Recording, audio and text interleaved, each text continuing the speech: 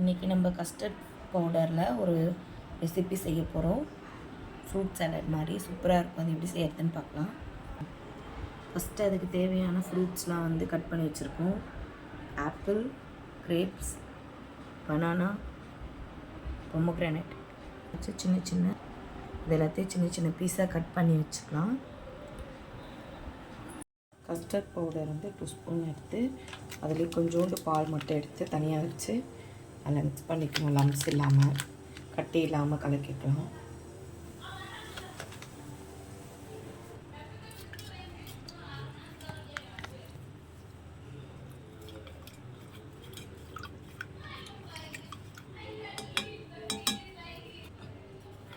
இப்போ custard powder நல்லா mix பண்ணிக்கலாம். மிக்ஸ் பண்ணிவிட்டு பேனில் வந்து பாலை ஊற்றி சூடு பண்ணிக்கலாம்.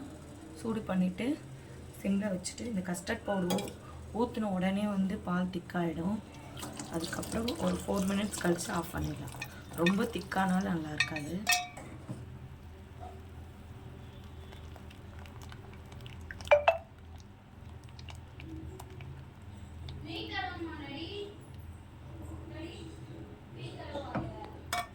கரண்டி கஸ்டர்ட் பவுடர் போட்ட உடனே திக்காக ஆரம்பிச்சிடும். சுகர் போட்டுக்கலாம் தேவையான அளவுக்கு.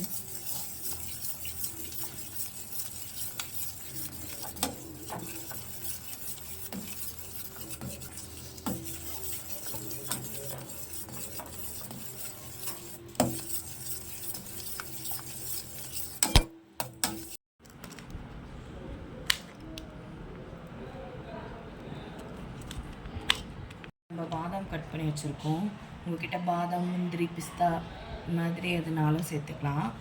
பாதாம் எடுத்து ஒரு கிளாஸில் போட்டுட்டு நம்ம கஸ்டர்ட் பவுடர் செஞ்சு வச்சுருக்கேன் இல்லையா, அதையும் ஊற்றி ஃப்ரீசரில் வச்சா நம்மளுக்கு குல்ஃபி ரெடி ஆகிடும். நம்ம கஸ்டர்ட் செய்கிறதுக்கு தனியாக எடுத்து வச்சுக்கலாம்.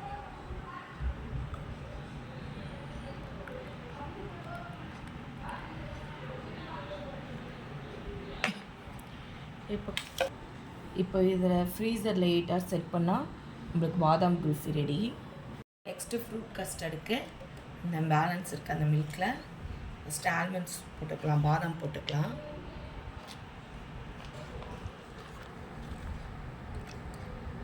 அப்புறம் கிரேப்ஸ்,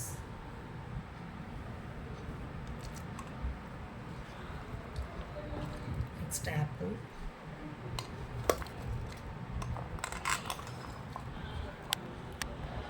நெக்ஸ்ட்டு பொமோக்ரானேட் போட்டுக்கலாம்.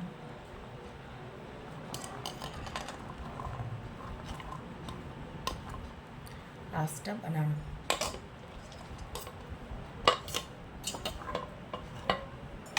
நல்லா மிக்ஸ் பண்ணிடலாம்.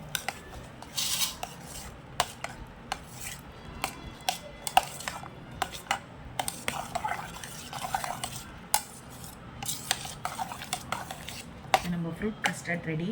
இதை ஃப்ரீசரில் அப்படியே செட் பண்ணோன்னா 2 hours எடுத்து சாப்பிட்டோன்னா சில்லுன்னு சாப்பிடும் போது இனிமேல் நல்லாயிருக்கும்.